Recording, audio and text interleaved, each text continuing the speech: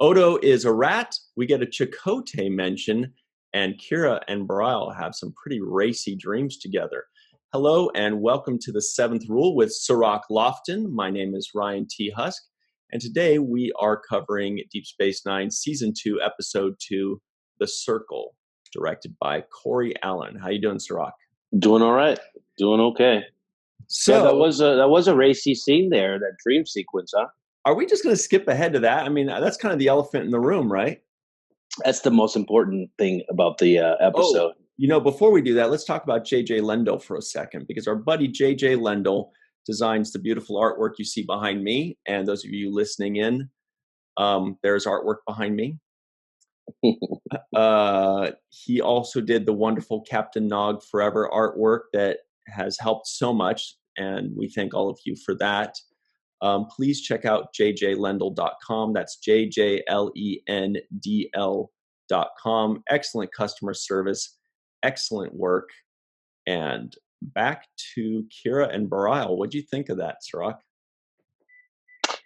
Well, it was one of those scenes that, when you read the script, you're a little fearful of having, I guess.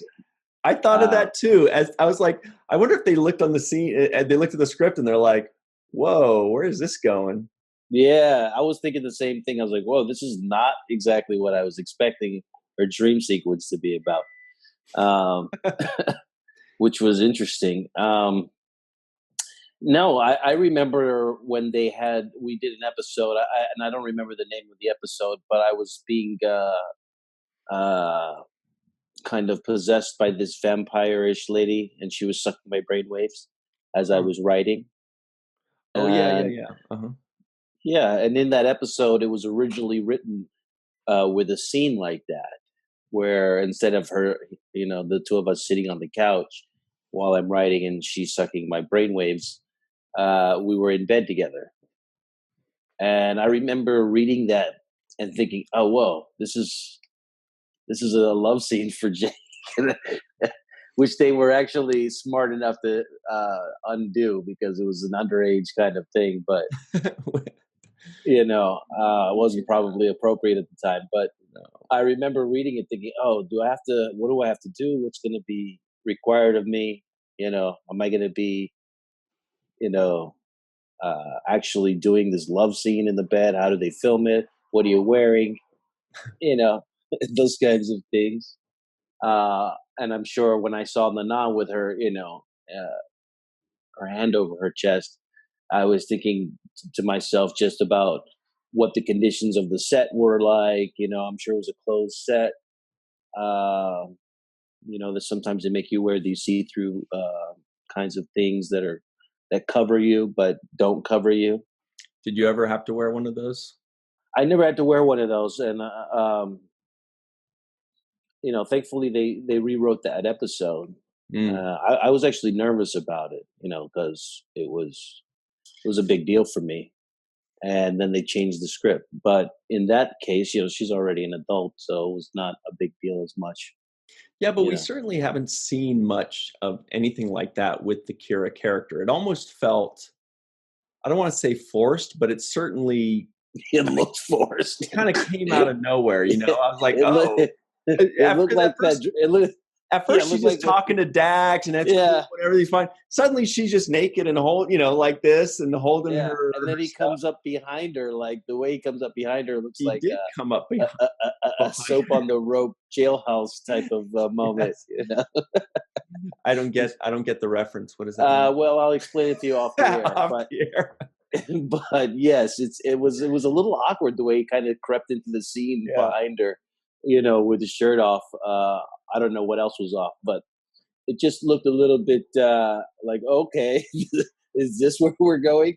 Because I had no idea. The freedom fighter obviously had been locked away. He had been locked away on that camp too long. I think he said he was 10 years on that Bajoran work camp. This was Bareil, Vedic Bareil, not the other guy. Oh, it's not the other guy. No, okay. No, so he's like a religious guy. Right, he's the religious one. Right. No, he Well, obviously they don't have rules against that in their religion, because he mentioned to her that she was in his dream when he saw the orb, right? He's like, so, nowadays he'd be like texting, he'd be like, I had a dream about you. Did you dream about me? I'll meet you at the orb around 8:30. What was your dream about? I don't know. What was your dream about first? Yeah. Nothing. Yeah. Nothing. I Yeah, mean, unless yours was about something. Exactly. And I wonder, in his dream, was he the one standing in the front and she came up behind him? You know. Guys, we're just getting started. You never know. Sorry. You brought it up, so we had to get right into it. But it is true that, like, it did seem kind of out of place. I mean, I'm sure there's a reason for it, and these writers get paid the big bucks for that. But, like, it did kind of take me by surprise, where I was like, oh, did I miss something? Why is she suddenly, holding her boobs? And then so that was already kind of out there. And then suddenly there's also a naked dude, and then he just kind of looms up behind her. And he's just like, hey, what are you doing? Do you mind that I'm like right behind you right now? Is that cool? Yeah. Yeah, they have laws for that now. Yeah. But that was a Me Too dream sequence. But there were other things that I thought were a little bit out of place. That was one of them. That was, a bold one. I didn't think it necessarily fit with the story. They could have had them kind of hook up if they wanted to have them, if they were trying to make an unannounced attraction between the two. But I didn't necessarily think it needed to be involved with the orb. But setting aside my own criticism of that, I actually did not like the opening scene where in the beginning everybody was coming to say bye to Kira's character. And the only reason I feel that way is because I don't feel like that did feel a little that kind of felt a little like a sitcom. It was sitcom-y. It seemed a little overwritten there. Yeah, eight people walking in on a room. Hey, you too? Hey, another one. Yeah, and I brought some glasses of wine. And okay, I'm here too. And the reason why I thought that was weird is because I didn't feel so far now, up to this point, that there was that kind of camaraderie between all of them. I didn't feel like they earned that level of relationship. Now, if that happened at the end of the 7 seasons or season 6, then I would say, okay, we've got 6 seasons of them building up this friendship. You've got all these moments between everybody, and this is something you want to say goodbye. But I think it was too many people in that room. I think that scene could have been just her and Renee. Yeah. Just talking, the two of them, without having the extra. Speaking of which, there was a really good line that Renee did, where she said, he said, you've made a living off breaking the rules. And she said, well, maybe I broke one too many. And he says, Major, you've been breaking one too many rules for 14 and a half years. Harumph. Yeah. Like, it was a little, and it was funny because that scene sounded sitcom-y. Actually, it sounded more theater-ish. It looked like a stage play, the way that scene felt. A little bit too over dramatic in some ways, because, and then it goes right back to the quiet, talking, normal way that we've set the tone for the show all this time. So, except for that scene was really high paced, almost like when they were in the newsroom on Far Beyond the Stars. In the period piece, the dialogue felt like that, There was another thing that I liked, since you mentioned the Odo-Kira interaction in that scene, the same one that you just quoted from, where he says something to the effect of, you came in tough and I've been breaking you in. And then she laughs and says, I thought I've been breaking you in, or something to that effect, right?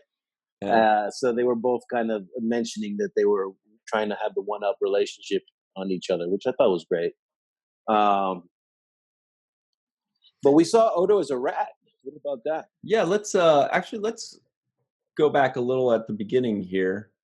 I did want to talk about just for a second. This was the first time we got a little glimpse.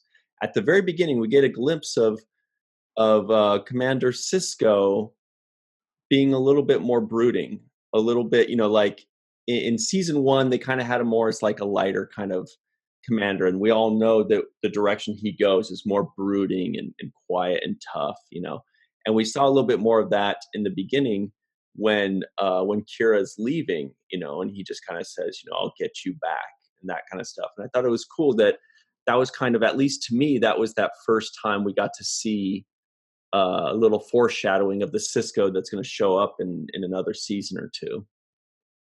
Yeah, a little bit of foreshadowing. And there was another moment where Sisko goes into the Bajoran general to give him information. Uh-huh. And the general says, you could have easily bargained that information to get Kira back on your station, but you didn't. And he says, I would never do that, and kind of walks away. So you're getting a serious, more a more abrasive version of Sisko right now. He's starting to really flex his muscles a little bit and be cool. left. It's good which is great. It's good to see that that's how the second season's starting. Like they already started kind of adjusting, starting in the beginning of the second season. And then I think they take a big risk, by the way, Ryan, with this 3-part episode. Absolutely. I don't know. It's just, I feel like I don't have the end of the story, because we don't have the end of the story as of right now. So it's hard to see where they're going with it and what it's going to be. And so it's almost too much of I think a 3-parter is too much.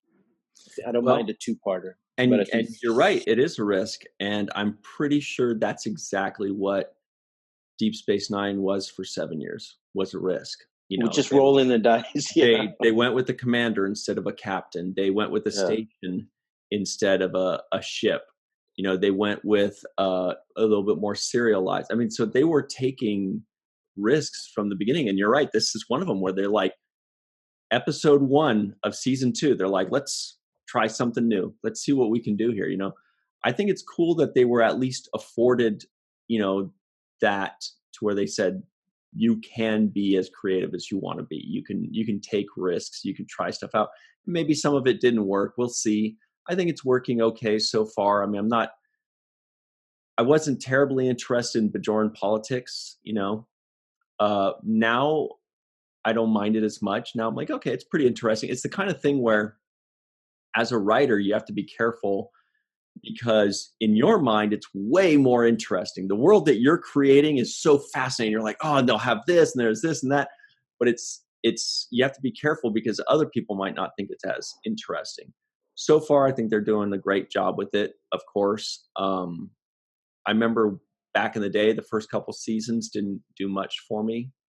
But this one's working out okay. We'll see. You're right. We'll find out next episode. We'll see if it actually works out, or if it missed a little bit. Yeah, and they're also they're building up the other Vedic. Is it Kaiopaka? Is that her? That's Vedic Win. Yeah, Vedic Win. Yeah, and she's my being child. built up. The lady that says "my child." Yeah, everybody. Yeah, and she's like the queen of condescension. Yes, she is. She is all the way through. She has a line in the episode where she says, you can stay as many days as you like, even a week.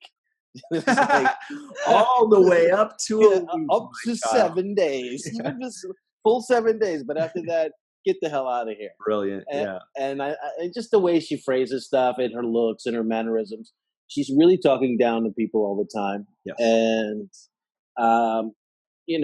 and I look at for what purpose. That's really what jumps out at me at this point. It's like, well, why is she such a bit? So why is she so conniving where it would be that obvious? I would think that if she was really working on a master plan, that she would try to be more, uh, hiding her feelings or hiding her true her motivations. Disguise it a little bit, but she's not disguised at all. She's I've got a plan, and I'm not going to tell you, and you're in the way of it. My So child. my child. So I will get rid of you when the time is necessary. Yeah, and she, as you know, she's around for the next 6 seasons all the way to Right. the end. And people love to hate her. She's one of the top. Well, that's what she's like. She's the person. You just love to hate her, right? Mm-hmm. You come in, you see her, like, oh God, what does she want? Yeah, that's great writing and great acting if they can great, do that. right? Absolutely. It's the time. It's when there's somebody you don't care about that it's a miss. But then we also, not to skip too much over anything, but let's not forget the elephant in the room here. Jake Sisko says, "You better come down here and look at this." Yeah. Now, why is that important? Well, because that's right before, that's like the big cliffhanger at the end of the very first segment. So I was like, oh, that's cool. They threw you the big cliffhanger. You better come down and see the circle with the squiggly line design. That was pretty cool. They threw that to me. Yeah, I mean, and then the episode was really interesting because they mentioned they're dealing with a coup, essentially, right? The Bajoran coup over the what do they call it? The interim government or provisional government? Exactly. Yeah. Which I think is an interesting topic because once again, I don't know how the writers on DS9 did this or if it was intentional or not, but the themes that they talk about are literally in the headlines today. It's really interesting. It keeps happening. Now, in this case, I was trying to think what's the metaphor for us here, because the Federation is helping out another race elsewhere, and then the bad guy race that's also kind of our enemy is feeding this upheaval, this coup. And now the Federation is supposed to decide, do we stay here and protect these people, even though they don't theoretically want it, because we know that it's these other guys that are feeding it, or do we just say, hey, it's not our problem, we can't interfere? And it sounds, that's definitely stuff that's going on in the Middle East with regime changes and things like that, and foreign powers kind of influencing that. I mean, I don't know. So that's why I'm kind of curious to see where the third episode goes. Yeah, I think it's interesting. And I can't think of specifically the example that you're talking about, but what I saw that was mentioned in the episode was a kind of a hint to it being a Bajoran on Bajoran, fighting within infighting, and that brings up the question whether how much to get involved when you're going to be killing the same people that you're supposedly protecting, right? Yeah. And so, I find that to be, the case in when you talk about the Middle East, you talk about what level of involvement do you have when people are trying to overthrow the system that they're in. Do you help finance those people to overthrow, or do you support the provisional government so that it functions better? And I'm sure these are the real life decisions that our leaders around the world have to deal with, right? And even more so, just to add to it is, and you're right, yes, but then on top of that is that then you've got the admiral making the decision for Sisko, saying, here is our decision. We are going to leave. And of course, Sisko seems to think that that's the wrong answer. That's the wrong decision, right? And so he quite cleverly comes up with a reason why, oh, well, we have to stick around. But we'll talk about that a little bit later. Let's take our break right now.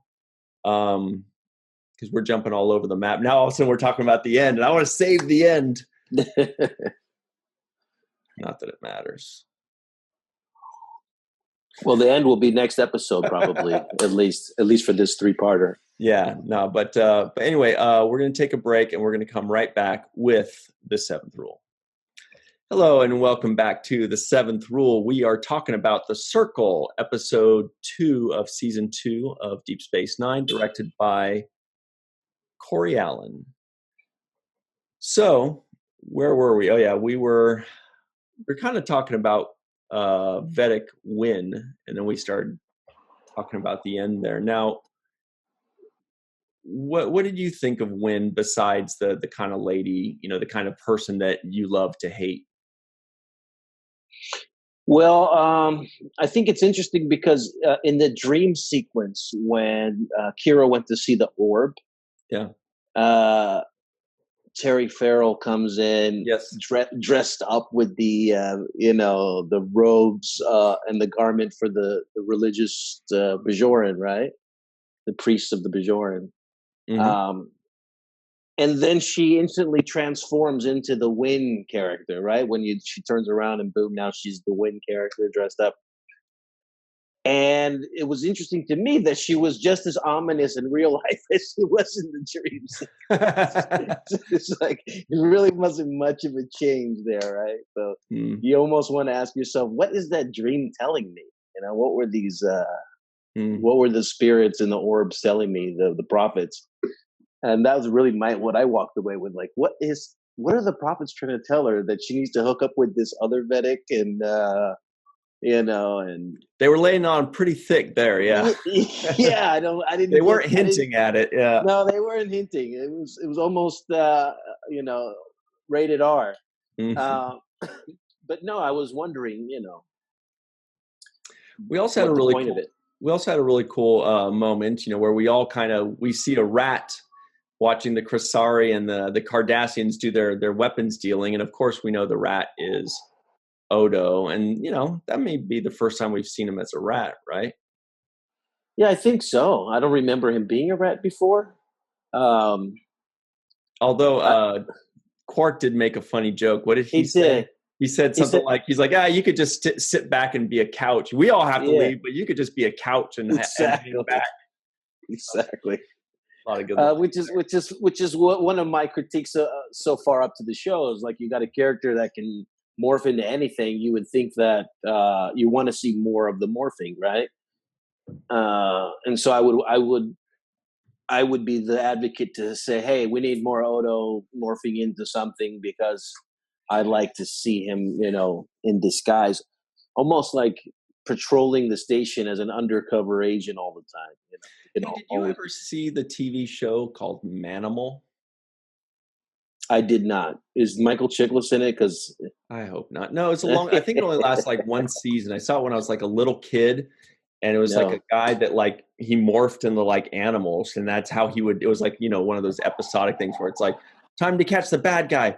This calls for a bear, and he would morph into a bear, or he'd morph into a bird or a tarantula or whatever. Anyway, so.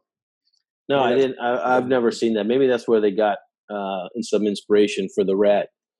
I was actually pretty convinced that actor, the rat, was a good actor. The rat did look at the box all cleverly. He's like, "Oh, what's going on here?" That's what I was thinking. I was like, "How did they get a rat to hit his mark?" To seem inquisitive too. He was acting, man. Yeah, he was acting. He was looking around. I was like, were they dangling a piece of cheese or something? But I thought that was pretty good, because the rat would come around the corner, stop on his mark, say his lines, and then he made a lot of good choices. Yeah. So it's like, this rat is amazing, whoever they got to train this rat to do this scene. But no, there was a lot of stuff in there. I mean, it was really heavily packed. Like you said, with Sisko, I see a transition in his character, just being a little bit more edgy. And actually at the same time, I saw Kira's character seemingly getting softer. Yeah. kind of you a know? first glimpse of her getting a little softer too. That's right. Yeah, I felt like because when the uh, the dramatic scene of everybody walking into her quarters, saying goodbye, we were going to miss you. She got softer, in my opinion, Hmm. and just Eventually, yeah. from that hardcore exterior that she's built up so much equity in the first season. Then it kind of goes a little bit away in this episode where I see her not only in that scene, but also in the scene where she's trying to put the stones on the riverbed and she gets frustrated. And it seems like she's in a more vulnerable state Hmm. than we've ever seen her before. That's a good point. That's very true. Also, I did have one little nitpick, by the way. I mean, there's What was always that? like a dozen. There are always a bunch of things like the Keiko and Ops thing. This is my Keiko and Ops thing. Okay. Um, Not really too bad, but you remember when they Bashir and Sisko, and they come down with a couple Bajorans and Odo, and they come to save Kira, right? And they say whoever gets close to Kira, put the communicator badge on her and beam out, right? So Bashir finds her, and he comes up to her, and there's this big firefight going on. He's got the communicator, and what does he do? He's like, okay, well, let me hang on to this and untie her first. And so he's sitting there untying her, and making sure, hey, are you okay? Let me untie you. And then he drops the communicator. I'm like, you can beam her with her hands tied. It's okay. Like, just put the damn thing. And he almost blew the whole mission because then the thing drops and people get shot and all this stuff. Yeah. Just put it on her back and say 2 to beam out, and you're done. So that Yeah. was a little nitpick there that they had him untying her first. And remember the last episode, I had a problem with the beaming when they were escaping out of the refugee camp, the work camp, and they said that they could beam out too, but they didn't know who it was. Yeah, that's right. Yeah, and I had a problem with it. So clearly, they need better beaming training at Starfleet Academy. Yeah, they haven't quite figured it out yet. They're still working out the kinks of like when to beam, when not to beam. It's a very confusing thing, It is a very confusing thing, and you would think that there's room for improvement on how to beam and when to beam. So, but yeah, we always find those little critiques, here and there. And it's when you have so much reference and you have so much luxury to go back and really critique things. But I know that a lot of these episodes are written on the fly sometimes. Mm-hmm. I remember getting changes to the script while we're on the set filming and say, hey, here's the maroon pages. Oh boy. And those things, that makes a difference when you're performing, because you don't have a chance to, work out all the kinks sometimes, Mm-hmm. How many pages did they have? How many different colors did they have? And what did they mean? Oh, wow. Okay, so what they do is they print the original script in white, Mm-hmm. black and white, just like any other script would be printed. And as we start to film, the writers make changes. And there is a color coordination scale for change revisions. And I believe the first revisions come in blue, the second ones come in pink, then they go into yellow, and then they go all the way into like these very obscure colors. Monster maroon being one of them. Right, monster maroon, or you're just like, wow, what are these colors? And they write down the names of the colors, and you can see. I think the most you look up at a script that has all the revisions in it, and it started off white when you flip through the pages, and by the time you're done with the show, it looks like a rainbow of colors as you flip through, and you're like, wow, this whole thing is not even what it was when it started.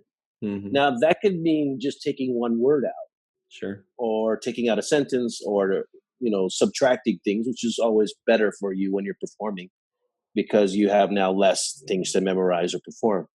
But when they add things, and all of a sudden, you're getting ready to go, and you only had 2 lines that scene, so you were ready to just knock it out the park, and they hand you the script and they say, here's the new revisions. And now you have 4 pages of dialogue and all these monologues.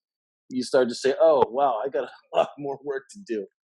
So like, you better get to memorizing. You better get to memorizing. And they know that you have, they'll give you a little window of time to practice and perform and get ready for it, because nobody can just on the spot memorize 4 pages outside of Avery. Because I've seen Avery do Was he good at memorizing, huh? Oh, yeah. He learned his lines quickly? Very quickly. I think he has a photographic memory. Wow. Yeah, he has a photographic memory. Avery memorized everything, including everybody's name first and last on the set. And he knew everything, for that matter. Yeah. Man, learning lines sometimes can just take forever. Some people can just like knock it out so fast. They learn their lines, and other people are they're working on it every night, the night before. And you're saying Avery would just kind of glance at it for a little bit and have it down. Did he tell you if he ever had like a specific method to memorize lines, or you think it was just a talent? Oh, I think it's just exercising that muscle for so many years, doing stage. A lot of the actors on our show coming from the theater and doing stage plays. And one thing about that is you have to know the whole thing, because you're performing it all at once. So if you're doing Shakespeare, for example, you have to know the entire, the whole thing for that night's performance. And sometimes you're performing 2 times a day. Dude, have you ever memorized Shakespeare? Yes, I actually have. Not easy to do. It's a lot of work. It is not tough. Easy. It's like, I guess all those words are in English, and I speak English, but I don't know half these words, man. Where art for thou is this how the thy.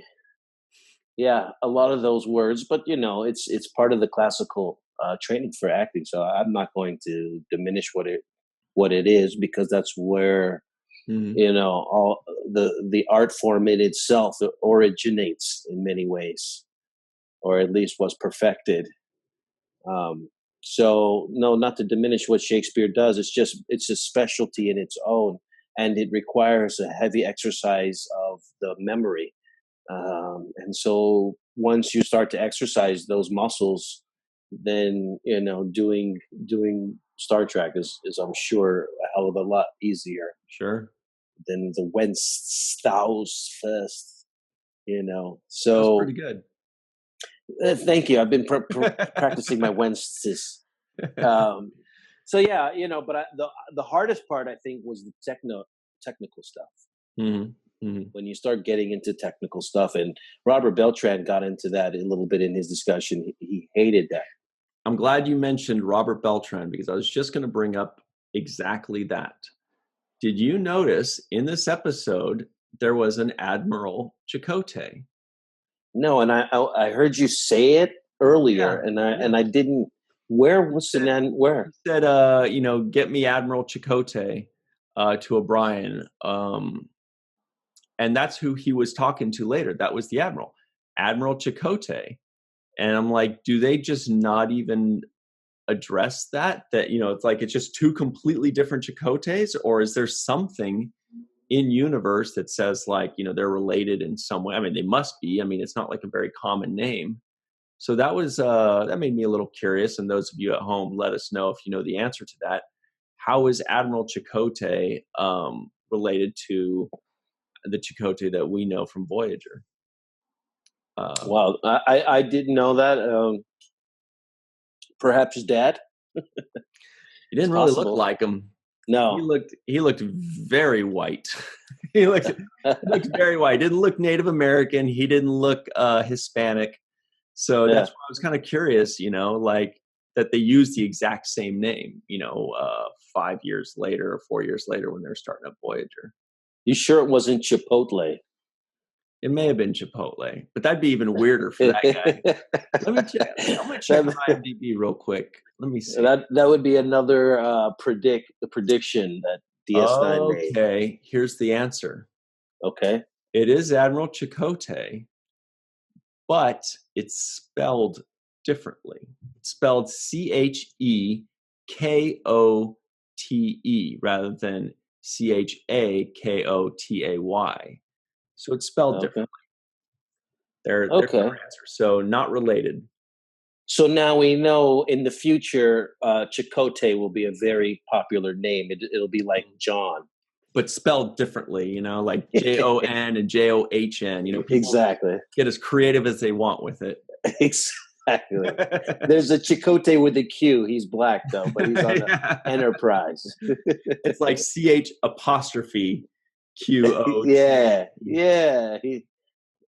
He's in the future Federation NBA. Chakotay, number 23. But no, that's pretty interesting. I didn't catch the Chakotay reference, actually. I didn't see that. Who is the actor that's playing the leader of the Circle? I keep wanting to remember his name. Oh, Leonidas? Yeah, Leonidas. No, it's Richard Beymer. Is that his name, Richard Beymer? Yeah, Richard or Beymer. Yeah. Beymer? Yeah, exactly. He's a really fine actor, and I've seen him in so many other things, and I can't place it. He's one of those actors that's always like in things. I can't remember exactly what I've seen him in, though. Looking him up, he was in Twin Peaks recently. He was in the X-Files. X-Files is where I've seen him. Murder, She Wrote, more Twin Peaks. No, it was X-Files. Now I know that when you said it, I used to watch X-Files back in the day. And now I know he was on X-Files. He was like one of the mysterious FBI guys or secret society guys reaching out. Yeah, that's interesting. Yeah, he's doing great so far. And there's a lot more to be discovered with that character in the third episode. Yeah, and it's funny because we mentioned this before, but they have this, this group, this cell that's trying to overthrow the provisional government, and it's called the Circle, right? You know what it is? Which is interesting because their logo looks more like the sperm. The sperm and the egg? Is that the sperm and the egg is what it really looks like. You would think if they call themselves the Circle that they would have a circle as their logo. There is a circle in There is a circle in it, yeah. But I'm trying to see where they got this idea for the Circle. I know they pull a lot of things out of reality, and it just makes me think of, some type of group. I don't know if it's the PLOs or... Let's think when. Yeah, it was 1993, right? Yeah, so I would think of like the Palestinian Liberation Army or something like that, or what other groups were there that were organized and had a symbol? Maybe Hezbollah at the time. 93, that was before I was born. Oh yeah, that was way before your time. Hezbollah, a lot of Middle East groups like Hezbollah. And I mean, if you're going to talk about like these quote unquote terrorist groups, there's also the IRA, right? The IRA, yeah, exactly. Something to that extent. But I think it's brilliant how the writers once again have been able to make a product that literally coincides with the headlines today. The same words are being used. Crazy, yeah. The same topics are being talked 25 about. 25 years ago, it's just pretty amazing. I know these themes are not going to go away when you talk about sexism and racism. They're not going to really go away, but some of the more particular ones where you talk about terrorism and coup attempts, those kinds of things are like almost too close to home when you hear about these kinds of things, and you're like, wow, did they not know that this was about to happen to 2019, 2020? When was the coup of the USSR? It was right around then. It was like right around... You mean when East Berlin fell, when the wall fell? The Russian coup where the USSR dissolved. Oh, okay. The end of the Tsars, you mean? Yeah, when USSR broke up, 1991. Okay, so this 91. happened like 2 years after that. Um, but that's the beauty of science fiction, you're right, is that they can use all these metaphors for these themes that play out throughout humanity and throughout human history and what's going to continue to happen. With science fiction, we can use these themes of coups and racism and sexism and slavery and civil rights and wars and all these things because we know that it's just going to keep going. Everybody's going to recognize it. They're going to recognize it in one specific event or in a multitude of events. And so 25 years from now, people are going to be watching Deep Space Nine and they're going to be like, holy shit, that hits totally close to home. It's going to hit close to home for them too, Yeah, and even when you talk about looking down the road with Nong's character going through PTSD, that Mm-hmm. wasn't such a heavy topic at the time. It wasn't talked about. I know, I they used to call it by other names during different eras. Yeah, what did they used to call it? They used to call it shell shock. Shell shock, and then there was another one after that. Um, Yeah, there was something's another. well, anyway. Yeah, there were, but these kinds of names, right? Mhm. But the PTSD is, a lot of people suffered after Vietnam because it was one of the wars that was so heavily protested against, and when the soldiers came back, they weren't looked at as heroes as soldiers in prior generations, right? Mhm. And so you would see a growth of PTSD during that time. I think the numbers would verify that that's when it began to spike because of the treatment of the returning soldiers and because the opposition to the war here in Sure. the country. So, uh, then you start to see PTSD kind of really, you know, I know that it wasn't so much of a heavily talked about topic at that time, but yet they were in front of it with Aaron's character and got in front of the topic and the idea. So Mhm. it's really good. It's one of the things that makes DS9 so good is the writing and the storytelling. Um, there are a few things that we can point out that here and there to be critical of, like for example that And opening we do. scene, And and we we do do, happily, yeah. and we There's do, nothing wrong. We say what's good and we say what's bad. There just happens to be way more good than bad, yeah. yeah, yeah. It's okay to be critical, and there's always room for improvement. It's Mhm. not a bad thing. And when I do criticize anything, any of the shows, it's not to be putting things down or anything. It's just a matter of opinion for me. Unless it's Discovery.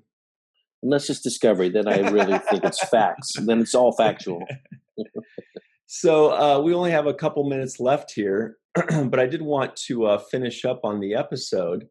Um, I actually usually I don't like it when shows have, like, a backdrop and it looks like a painting or it looks like a green screen. Unless it's our green screen, then it's okay. But, I actually really liked it was kind of a minor thing, but when Minister Jarrow and Vedic Wynn were talking at the end there, and then, like, out the window, you could see, like, the Bajoran landscape, and like, this cool architecture. I actually thought it looked really cool. I was like, "Ooh, that" I kinda wanted to see more of that, and piqued my interest. Yeah,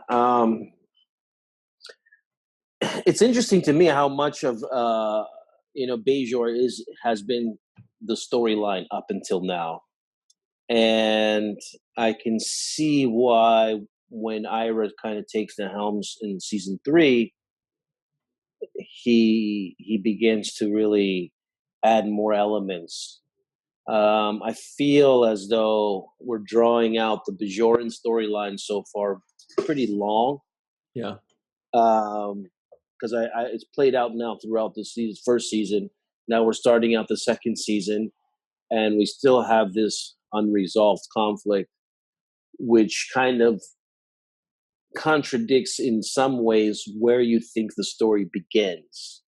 Because I kind of think that the story begins with Sisko taking control of the ship, but only because things have now dissipated, right? And Mhm. like the wars is over and it's okay and Federation's in charge, and, but you see that it's not. He's not walking into a stable situation. You see that the Bajoran conflict is still ongoing, and not only is it ongoing, but it's internal now. Right? We have a group within the Bajorans trying to take power. So their issues haven't been resolved, and so far now we're spending a season and now going into the second trying to resolve a lot of these Bajoran issues. Yeah, and I think it made me go off into thought when you said Sisko didn't go into a stable situation. I'm just like, it's like he did not at all. He walked into, basically, enemy territory, or what used to be, into the station that only halfway works and it's not comfortable. And the Cardassians left, but as this episode shows us, the Cardassians believe it's only a temporary loss, that they will be back. And that's why they're saying the Cardassians are secretly pushing this revolution, because they're trying to get rid of the Federation. They're trying to get rid of the Federation so that they can come right back in. It's this sinister thing where, they're trying to just undermine everything and be all sneaky about it. And Sisko is just stuck on this outpost all by himself with these Bajorans that kind of half want him there, kind of half don't want him there. There's fighting. There's all these other races. The Cardassians are still trying to come at him, and he's closer to Cardassian space than he is to the Federation, really. So yeah, it's a very it's funny. Yeah, when you just laid that out, it made me think of the situation with the Kurds and the United States and Syria and Russia and Turkey. Exactly. Yeah. That's what I'm saying. There's so much Middle East metaphors or like themes in here where that's exactly what it is. It's almost like, the Federation is the United States forces out in Syria, and then, Russia is the Cardassians kind of coming in or what, your own theme. Right. And the Bajorans are the Kurdish or the Syrians that are getting pushed around by both sides. So, and now the United States has to decide, do we back away because they don't want us here? Or do we keep fighting, whatever. Anyway. Yeah, and we back away. We're handing it to the Cardassians or the Russians in this. Same thing. So, but yeah, this great storytelling.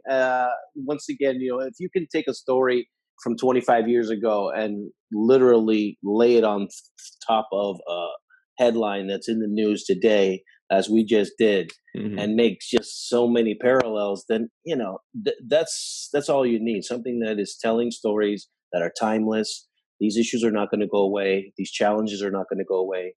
And the decision making involved in whether to leave or go or back this person or back that person are the same decisions that will be made from the beginning of ruling, of power and government and organized civilization to the end, I think. Yep. And now we're out of time. But there's like so much more. I'm like, oh man, there's so much more to talk about. We still got a third episode. So yeah, especially.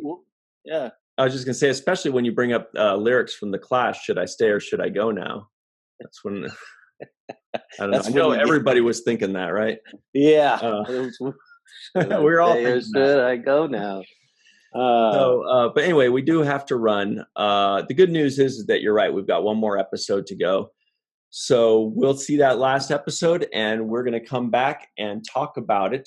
For Cirroc Lofton, Russ Hasledge, Kat R. King, for Heather Jordan, and Imo Radka, our associate producer. My name is Ryan T. Husk, and always remember the seventh rule.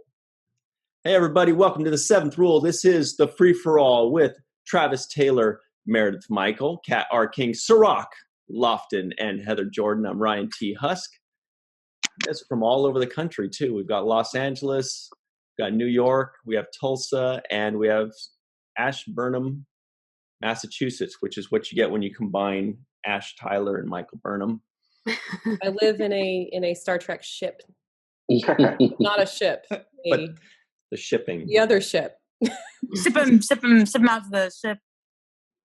So here's a fun question for everybody. starting with Heather. Oh. What's your favorite Nog quote? Oh my gosh. I know. Actually, you know what? It was episode 2.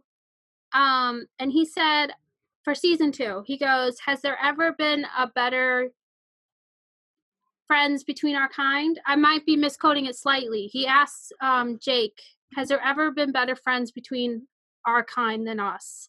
And Jake says no. And he said, "Then nothing will separate us." I'm misquoting it just slightly because I can't remember exactly the words. But he says, because it's when they're being evacuated to different places. And, yeah. and so I just thought that was great that they, Nog says, "We're going to stay friends no matter what." That's pretty cool. I like it. Very nice. Sorry, I was Ryan's having kind fun of with my disappearing. background. Yeah, change it. Now you're here. Lean back just a little bit more, and you're going to disappear. Oh, no, never mind. The other way. Actually, that's a pretty good note. Thank you, Meredith. What about you, Kat? What do you think?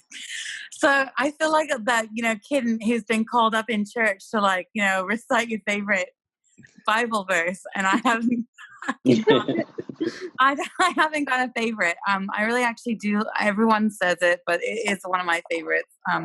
And it's from Paper Moo when he's just talking about not wanting to go back out there, and that conversation that he has with Vic about if I go back out there, it could something worse could happen to me. I know. I just empathize with that because I lived it, being in the service and in the military, and living those experiences and thinking, oh yeah, okay, it's over. This is the worst that could happen, and then coming to the realization that that's not true. It could have been much, much worse. And not wanting to actually go back there and face it, that's something that I've struggled with. So I definitely join the sentiments of all the other veterans out there who really appreciate those moments of dialogue. Travis? A favorite quote? I'm not good at favorite quotes, really, but at the same So far, time, nobody Aaron is. I'm not either. So well, Aaron wasn't really. He didn't have a catchphrase like Steve Urkel or Spock with "Live Long and Prosper." He was more about the process. And I like what Kat just said. As a veteran, I really appreciate Aaron's performance because it's not a humiliating, pitiful performance. There's a dignity to it and an understanding to the character. My favorite episode so far is Progress. I just like the way that he operated, and I like the way he was the back and forth that he had with Jake. And I think Jake said it was his idea, but Nog says something to the effect that he perfected it. All this swapping up with the stem bolts and the yammock sauce and all that. That's right. Yeah. When he sold Captain Sisko's desk or loaned it out. Yeah. Meredith? Yeah. I watched a scene where it was a YouTube scene. Somebody had posted that particular scene where he's like telling was it Avery? Or Sisko, I should say. I think not Sisko, sorry, because Sisko was gone. Who was he talking to? Miles, maybe? He was talking to Miles about the trade, and he's like, the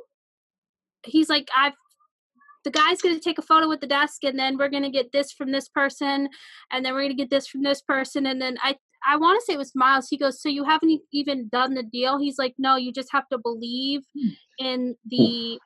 Oh man, I can't remember. He says something about like the river of acquisition type thing, where it'll provide if you just keep trading and trading and trading. Great River. Oh man, I got now. I'm gonna have to go look it up to. Now we have to go look it up. Exactly what that phrase is that he says. Mm-hmm. How do you feel about that, Meredith? I think my favorite quote, it's not so much the quote itself, but the sort of, like Travis said, the process and the feeling was in Heart of Stone, where he's making his pitch to, of course, his pitch to Sisko about Starfleet. And when Sisko got him riled up and got him really mad and, why do you want this? And he's talking about how he doesn't want to end up like his father. And that, favorite, probably just because of the emotion of it and where Nog had taken us to get there. So I just thought of my. Go ahead, Travis. I just thought of my favorite quote. I guess he said, "I want to be the first Ferengi in Starfleet." Yes, good one. Yep. Yeah, Meredith, you're talking about that was definitely my favorite too with Nog. So I guess I have to come up with another one. Maybe it's this. Cirroc, do you have one? Oh, it's one line. It's I know who can tell us what self-sealing stem bolts are. Every time I think about that line, it brings me back to that day. So that was the beginning of us laughing all the way. Mm-hmm. So I remember that. That's my standout line. Then we had so many different moments together. My favorite moment is the one that's pictured behind you, Ryan, which is the two of us sitting on the promenade, dangling our feet. That's the moment of our friendship developing for me. Just those moments, spending time together and talking. And then later on, when you guys say it was a good spot, he says the best. Love that. Yeah. Oh, yeah. I love that exchange between the two of you about the self-sealing stem bolts and land and dirt. Yeah, we're gonna get land. He's like, dirt. What are we gonna do with dirt? What are we gonna do with dirt? Why do I want dirt? And just that miscommute, like that inability to understand, to humans, lands. That's so that's the best thing we can get. Ferengis. And then it turns out that they own like that one piece of land that's really crucial. I'm like, who are these people? Who's No J? Yeah, that was a well-written episode, and they wrote our friendship really great. I mean, it's just it was a genuine friendship that they forced two species that never interacted to become best friends, and it turned out to be a wonderful thing for the both of us. It was like the Fox and the Hound. That Disney movie. Great story. Yeah. So they're kind of it's a miracle that we ever became friends. How Rudy was to me in the beginning. Well, Cirroc, he was pretty much a little jerk. Who was the fox and who was the hound out of the two of you? I don't know. I'd have to say, I don't know. That's a good one. I think Nog is the fox. That's what I was going to say. Not the fox. Yep. So what's funny that it's that you just mentioned about being a jerk, like he was such a jerk to me, right? And it's funny because Aron would laugh the most when I would call him a jerk for something. Like, you're such a jerk, Aron. And he loved it. He loved being called out on that. And he would laugh really from the deep place inside himself. Because he knew when he was being a jerk, if he was being a jerk. And he liked it being called out. Back to what you were saying earlier, Travis, which is kind of like, when you called him out in that post, he liked it. He actually respected it. He liked being called out for when he needed to be called out, if he thought it was appropriate. He didn't look at it as a bad thing. He looked at it as a funny, authenticity. He was tickled by it, even. I'm sure he was probably tickled by your post, Travis. Like, this guy, he just chewed me out. I liked it. Who is this guy? He's got grit. He's got balls. You got the middle finger soon. Yeah. This is somebody I can work with here. This guy knows how to call it like he sees it. So I think that Aron appreciated when somebody would have an opinion and stick by it, even if it was different from his own. Yeah, as long as you were passionate about it as he was about his, and he would test to see if that passion was authentic or not. Yeah. If you were just reciting something somebody else said, then he would know and he'd catch you on it. That's not what you believe. That's what somebody, what do you think? Not what somebody else thinks, Yeah. So he was good for that. Exactly. Yeah. All right, we have 2 minutes left. How about a rapid fire question? This is going to be the tough one. And I just Oh no, not the thing, or not the LaCroix. What was it, LaCroix? I never got to respond to that question, by the way. Cat's feeling left out. No, please. What question? You remember when Ira was asking what our favorite flavor? I thought you said raspberry. Didn't you say raspberry? Me. Oh, that was you, Heather. Sorry. My actual response to that was I had no idea what it was. So oh yeah, that's and then I was like, wait, it's alcoholic because is it an alcoholic drink? It's a series of tropical islands. And which is your favorite? I was like, that's St. Croix. That's St. Croix. And then I was like, La Croix. And then I was having like ab fab like flashbacks because she was obsessed with La Croix, which is a totally different thing entirely. But how much time have we got? We're out of time. On that answer, we're out of time. No, go ahead. Finish. What's your favorite flavor? Story. Well, I haven't had it yet, so I don't know yet. What would you recommend? Okay, well, I like lime. I didn't much care for Ira sipping coconut. I thought we were gonna come together and really, Yeah, that was what the whole question was based on. It was based on him calling out Ira's coconut flavor. Well, because I thought we were going to bond. I was like, hey, LaCroix, what flavor is that? And he said suntan lotion. I mean, he said coconut. I heard suntan lotion when he said no one can bond over coconut-flavored soda. Oh. That should be one of the rules. No. Malibu? But again, that's alcoholic. Only if you pair it with like unless it's a pina colada. That's right. I like pina coladas. That Malibu rum, Yeah. Exactly. Okay, so here's the rapid fire question for you guys. Are you ready for it? We're going to start with Travis. So this is going to be a crazy one. What is your favorite Star Trek alien? As an alien race?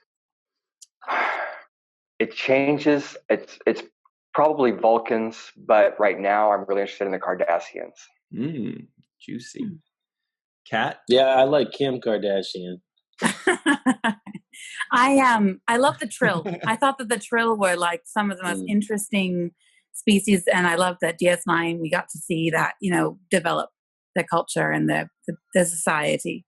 That was really cool. And stay tuned, in Picard we're going to see a lot of Trill too. Yes, very happy about that. What about you, Meredith? Oh, maybe Trill. Trill. I love the concept of an individual that has the knowledge of many lifetimes. I think that's super cool. Yeah, agreed. Heather? Oh man, Sorry, when I look back at my favorite characters, they're Vulcans. Like, T'Pol, Tuvok, Spock, like all of those like great characters, like those were the ones that stood out to me on each series was the Vulcan. So I guess, I really do like the Vulcans. But the Trills are pretty awesome, and I really do like Jadzia a lot. So, she has that fresh perspective, but she's also old, so she has like that, history. So it's probably a toss-up between those two. Cirroc, we're hearing a lot of Trill and a lot of Vulcan. Are you going to break the tie? The Double Girls. Any Double Girl is my favorite on the show. That's not a species. Oh, it's not. Lofton, ladies and gentlemen. Sorry. Wrong answer. No, I'm trying to think. I really like Q's character. If I could be a character, oh yeah. I just like that. I like the all-knowing, all-everywhere type of powers that he had. And they're jerks, just all the time. Yeah, exactly. That's the part that appeals to me the most. But no, I just, if I could be one, I guess that would be the character that I'd like to be. Only because I can pop in and out and I don't have to be there all day filming. Got it. I'd have to go with Cardassians, maybe. I know nobody asked me, but I feel like I should answer. Maybe Cardassians. I also really like Bolians for some reason. Like Bolians are a thing too. But thank you guys very much for joining us. Been really, really cool. Travis, we appreciate it. Meredith, thank you, Heather and Kat, for joining us as always. And for Cirroc Lofton, for Russ Haslage, for everybody at Odyssey Radio, for Mr. Aron Eisenberg, the coolest dude in the world, I'm Ryan T. Husk. And there it is. Wait, shirts are everywhere. Captain Nog forever. Uh-oh, stand up. Stand up. Oh, wow. It's like hitting the jackpot on a slot machine, all sevens. There we go. Thank you all for joining us. And always remember the seventh rule.